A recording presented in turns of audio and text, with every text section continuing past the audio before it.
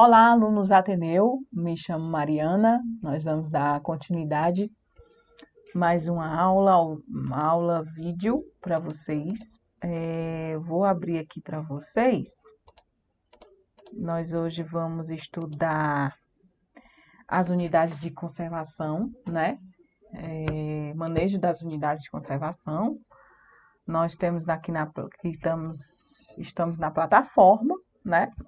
Nessa plataforma, nós temos as unidades 1, 2, 3 e 4, né?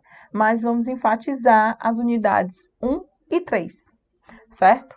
Onde essas unidades de conservação de uso sustentável, certo? E nessa unidade de conservação do uso sustentável, certo? Nós temos esse material. O que é a unidade de conservação, tá, gente? A unidade de conservação, ela é posta como uma área, certo? Que ela foi cedida como se fosse cedida à humanidade. Essa unidade de conservação, ela já está dizendo, ela está conservada ou preservada, certo? Nós temos vários tipos de unidades de conservação, certo? Dentro do material de vocês, estou abrindo realmente o material para vocês verem, lerem, certo? Um material que é a unidade de conservação, ela é de vital importância para quê? Para manter o modo de quê? De vida, né? E dar continuidade, manter de forma sustentável aquela determinada região, certo? Explorando de forma sustentável, certo? Existem os tipos de unidade de conservação de uso sustentável, né? Que é área de relevante interesse ecológico, reserva de fauna, reserva de desenvolvimento, reserva particular, florestas nacionais, reserva extrativistas, né? E área de proteção ambiental. Essa unidade de conservação, formada por áreas públicas ou privadas, que tem o objetivo de disciplinar o processo de ocupação das terras e promover o quê? A proteção dos recursos abióticos e bióticos. Por que eu enfatizei a área de proteção ambiental? Porque é a mais comum, que é onde a gente olha as APPs e as APAs, né? Algumas unidades de conservação de uso sustentável no Brasil, né? Existe a Reserva de Desenvolvimento Sustentável de Mamirauá, né? A Flona de São Francisco de Paula, a Reserva Particular do Patrimônio Natural, né? Que é o Sesc de Pantanal, né? E dentre outras, certo? Essas três são uma das principais, porque ela tem uma fauna, certo? E uma flora muito rica, a biodiversidade é intensa. Então, são reservas que prometem, né? E mantêm, né? A preservação realmente ambiental para que a gente possa, né? De forma social, econômica e ambiental, manter, né, aquela unidade de conservação, a tal unidade de conservação, ok? E para manter essa unidade de conservação, foi feito o Sistema Nacional de Unidade de Conservação, que é o que? O SNUC. Dentro desse Sistema Nacional de Unidade de Conservação, é o conjunto de normas, certo? E procedimentos oficiais para a criação e estruturação e gestão dessas unidades, certo? Ele classifica as unidades de conservação em 12 categorias, certo? Diferentes, objetivos, né? Enfim, tendo esses objetivos, desde que precisam de maiores cuidados devido às suas fragilidades e particularidades, né, dentro de cada unidade de conservação dessas classificações. O objetivo principal do SNUC potencializar as unidades de conservação, de forma que o planejamento e a administração de todas essas unidades sejam o quê? Integradas, certo? O SNUC, para garantir a preservação da diversidade biológica, promover o desenvolvimento sustentável a partir dos recursos naturais e fazer a proteção do quê? Das comunidades, né? O funcionamento do SNUC. A gestão do SNUC é feita com a participação das esferas do poder público, federal, estadual e municipal. As atribuições dos órgãos para a gestão do sistema vão desde a coordenação e o acompanhamento do sistema, até sua implementação propriamente dita. O SNUC é gerido pelos seguintes órgãos, certo, gente? O CONAMA, certo? O órgão central e o órgão executores, que é, por exemplo, o ICMBio, né? Isso são órgãos executores, são 3 pilares, né? Que o SNUC tem. O histórico é só dizendo mais ou menos como surgiu o SNUC, né? Para que serve, por que foi formado esse SNUC, e vocês vão dar uma lidinha nesse histórico. Mas eu quero mesmo que vocês enfatizem o manejo das unidades de conservação públicas e privadas, certo? Isso aqui, para um gestor ambiental, é o que serve, que é o manejo. Como é que eu vou fazer este manejo? Que existem vários estudos para isso. O plano de manejo em unidades de conservação foi estabelecido pelo SNUC através da Lei 9985 no ano de 2000. Que o planejamento das unidades de conservações deve ser o quê? Baseado em um plano de manejo. Que, segundo a mesma lei, significa o documento técnico, certo? Mediante o qual, com funcionamentos nos objetivos gerais de uma unidade de conservação, se estabelece o quê? O seu zoneamento e as normas que devem presidir o uso da área. Aqui, gente, a gente já estudou sobre o zoneamento. Não sei se vocês já viram, mas o zoneamento você vai zonear áreas dependendo da temática do mapa, certo?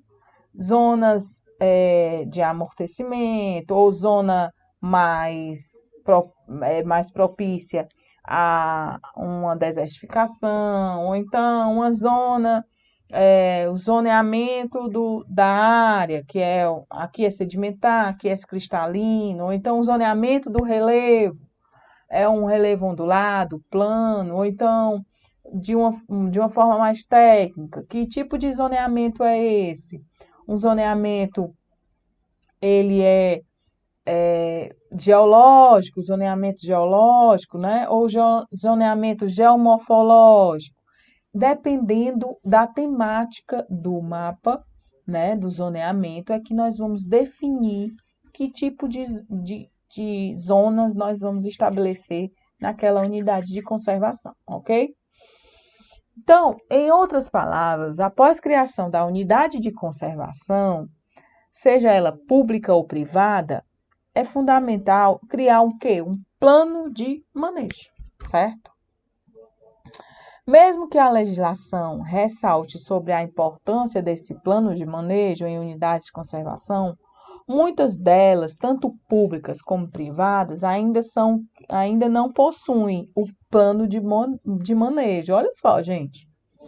Entre as unidades de conservações federais, mais da metade não possui o plano de manejo, certo, gente? Ou seja, tem a unidade de conservação, mas não tem o plano de manejo. O plano de manejo é para quê? A principal função do plano de manejo é para quê? Segundo o ICMBio, que é um órgão executor, lembram? do SNUC é servir de instrumento gerencial de apoio ao proprietário. Ou seja, o plano de manejo é como se fosse a Bíblia para a gente gerenciar, administrar a unidade de conservação, certo? Dessa forma, sua elaboração deve necessariamente contribuir para que a reserva, né, cumpre com o objetivo previsto em sua criação. Atender os usos e as restrições previstas na legislação ambiental vigente. E evitar desvios e equívocos de funcionamento, ok?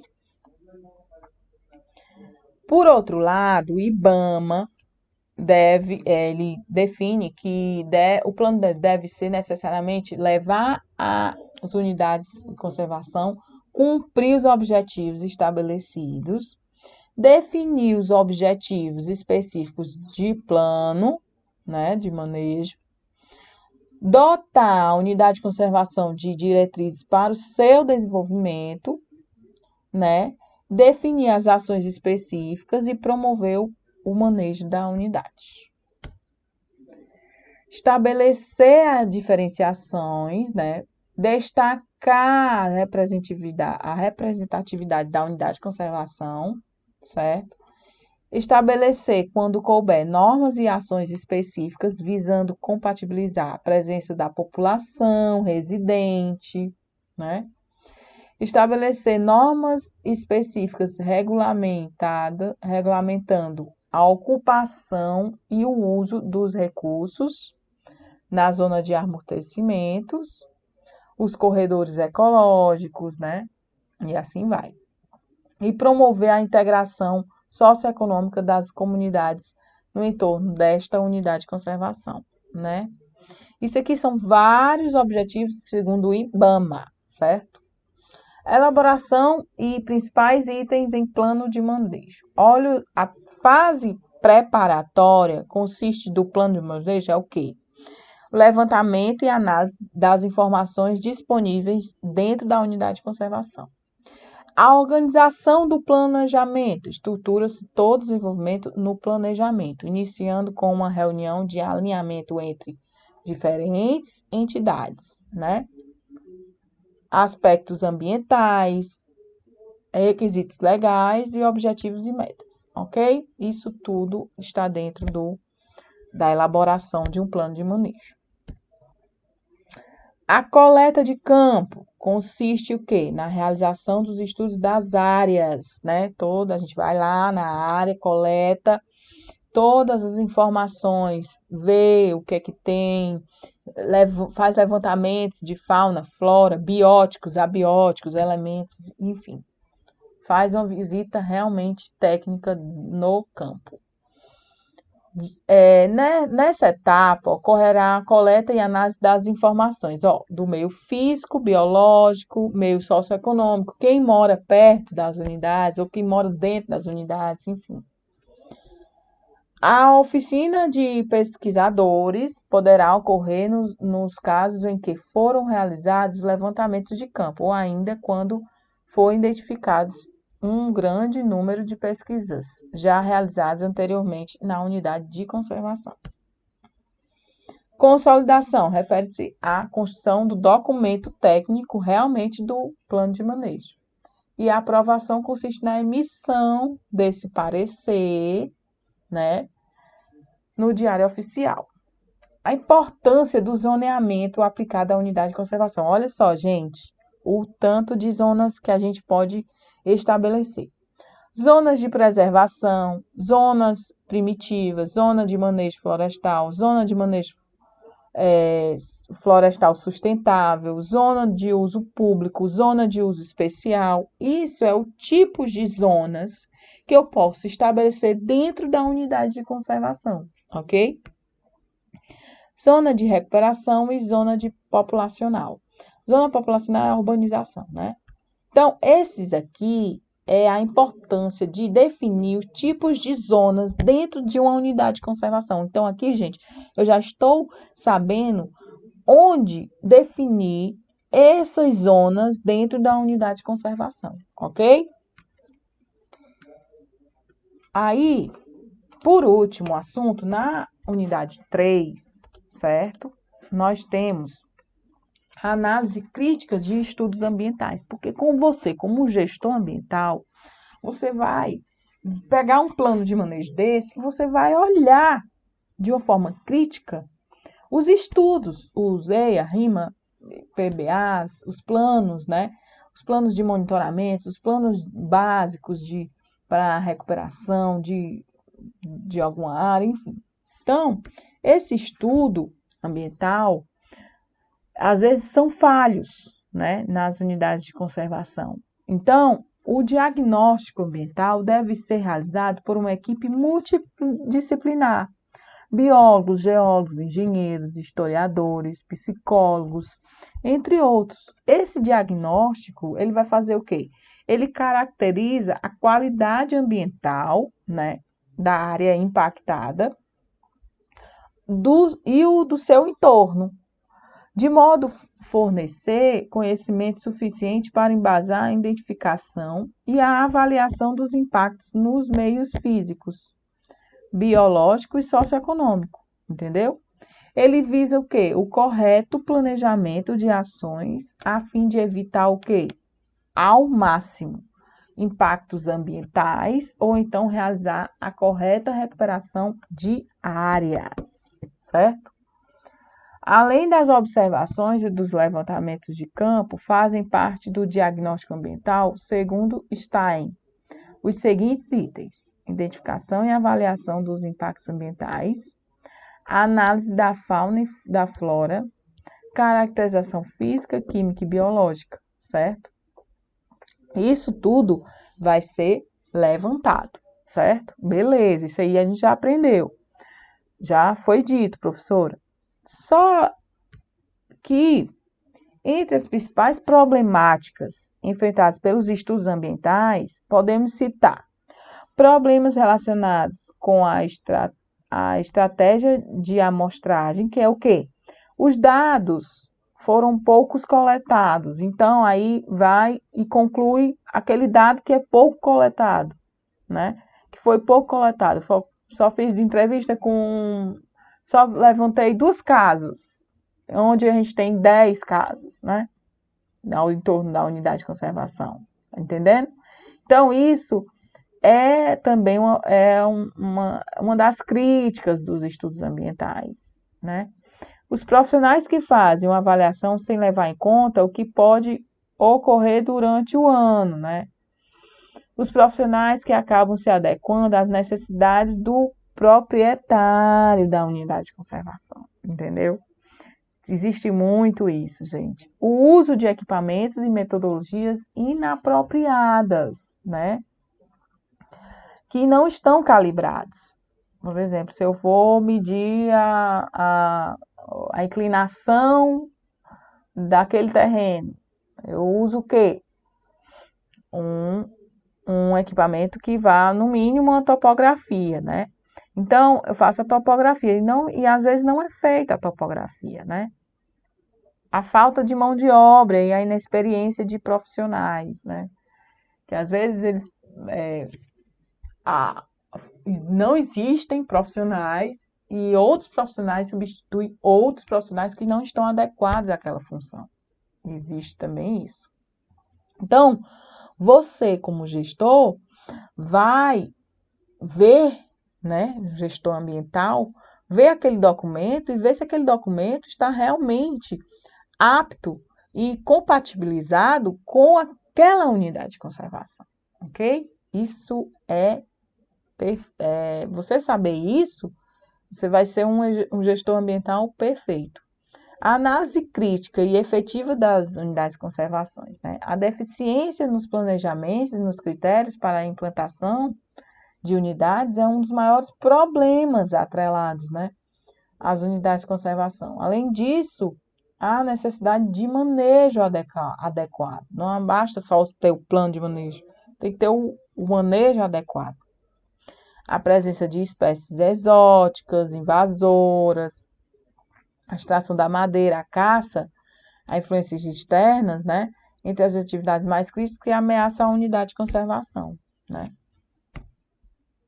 Aí foi só uns exemplos que é uma das problemáticas, né. Então, de acordo com o IBAMA, a efetividade de gestão é analisada por meio dos seguintes elementos: o planejamento, os insumos, os processos, os resultados e a efetividade de gestão. Isso tudo faz parte da gestão de uma unidade de conservação, ok, gente?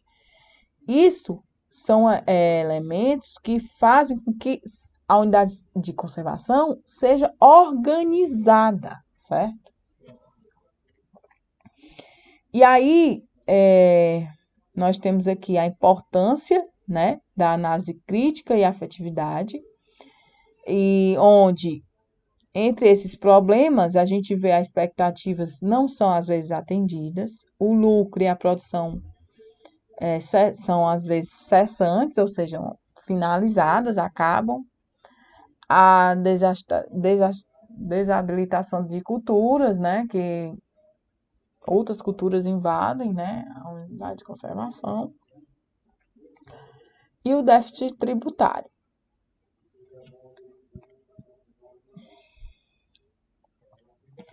De modo geral, o processo de análise da eficácia de áreas protegidas pode ser definido em 4 níveis. Nível 1, a cobertura da biodiversidade. Nível 2, o efeito adequado em enquadramento dos estudos. O nível 3, ocorre a análise da efetividade.